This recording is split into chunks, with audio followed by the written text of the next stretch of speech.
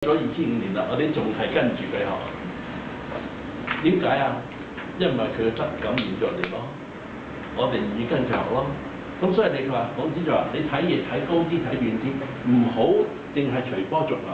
人咁咪咁啊，驚住人哋唔明，人哋覺得我異類，人哋笑我，咁我就唔做啦。咁而永遠做唔到，你永遠沉淪喺一個好低層次嗰度。佢能夠唔好理嗰啲人，阿孟子就話。所以千萬人唔往矣，我哋總之去做，咁你自然做完之後，你自然你就係會有一堆嘅朋友，可能到時你嗰堆朋友同你以往嘅朋友可能會唔同，可能你會感染到一啲更加高層次嘅朋友，亦都可能你會能夠感染到將你以前嗰啲唔係好好嘅朋友，你能夠幫到佢哋改咗佢做更好嘅人，都會嘅。但係總之佢話。你唔需要擔心嘅，都係唔好諗咁多嘢，就係去修你嘅德啦咁樣。咁而修你嘅德嘅話咧，喺孔子嚟講咧就話呢樣嘢，你就係從邊個做起啊？從自己做起。咁啊呢樣嘢咧，亦都冇人咧擋得住你，叫你唔修德嘅。佢話人遠乎哉？好似話人遠乎哉？斯欲人，我欲人，斯人至矣。我想要行。做得嘅嘢，做啱嘅嘢唔行，唔得嘅喎。咁人哋唔認同，人哋唔認同關你咩事啫？你自己唔認同啫嘛，唔係人哋唔認同咁樣。如果人認同，你就跟住人走。總之，於是乎你就做到咧，就你永遠跟住人哋隨波逐流。亦都以前講過啦，凡夫就係咩？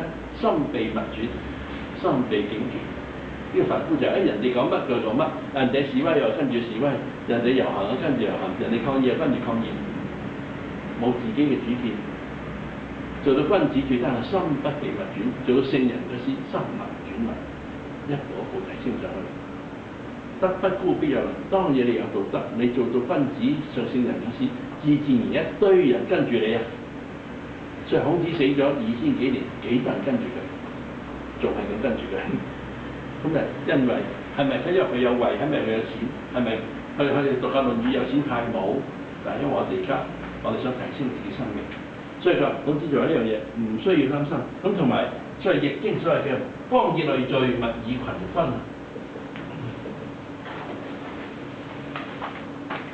就係《易經》係字裏邊講嘅，由孔子講嘅。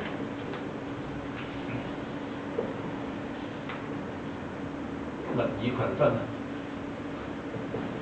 所以同聲相應啊，同氣相求。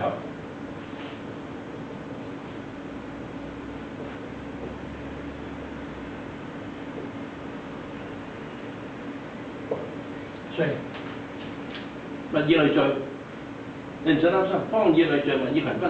所有嘅嘢都冚唪唥自然啊，就係會同啱 key 嘅人就會聚埋一齊㗎啦。咁而家你話我想行得，發覺唔啱 key，因為而家呢班人唔啱嘅。當你做咗嗰時，就會有另外一班朋友，另外一班人喺你旁邊嘅。方以類聚，物以群分，呢個係不變嘅道理。呢個就係不變嘅道理，就係所謂物以類聚。有咩人就吸引咗咩人，因為你自己係咩嘢，你就會有啲咩朋友。你中意嫖賭飲蕩嘅，自然有堆嫖賭飲蕩嘅朋友。你中意讀書嘅，自然就會有讀書朋友。你中意去唱歌嘅，你自然有一堆音樂嘅朋友，呢個好自然會發生嘅。所以好似話，如果你有德嘅，自然有一堆有德嘅朋友，所以其實俾啲信心俾你，唔使擔心。咁但係咧，佢話講完咁多啦，有一樣嘢話係喎，咁你都好多道理咯喎，咁於是乎要同人講嘅咯噃。咁於是乎啦，要教人哋去，好似好多啲教徒咁樣，喂，你要去教堂你要聽見證啊，你要聽讀經班啊，咁啊，有冇啲咁嘅朋友咧？我就見過嘅，見咗2、3次之後，見到佢嗱就走咗，好似話唔好做呢咁嘢，你唔好做呢咁嘢。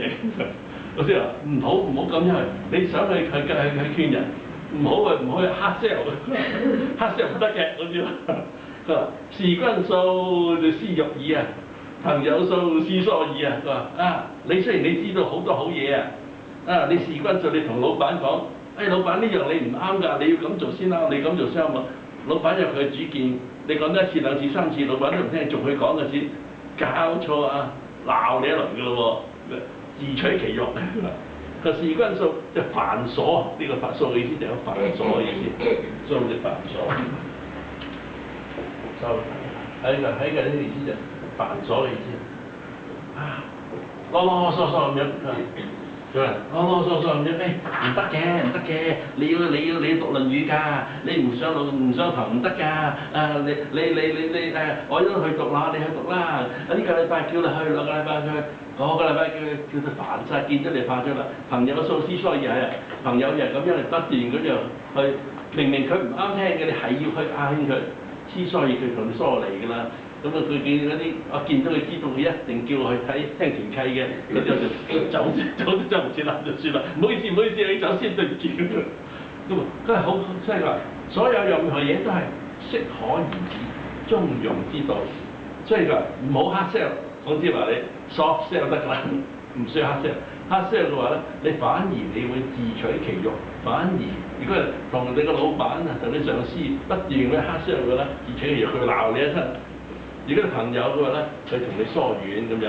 咁所以咧，就孔子就話做人咧，你做完之後依然係去倒翻轉頭收自己。你喺適當時期你可以講下，但係唔好講得唔啱聽嘅就算數啦。好多時你嚟上呢個堂，我從來就唔會打電話，你一定要嚟上堂㗎。你嚟唔嚟白就。咁啊，朝頭早個同呢個同學，如果你個個都唔嚟讀書嘅，唔緊要，我自己喺度 ，OK， 冇問題。咁但係咁樣即係所有嘅修行係修自己，從自己做起。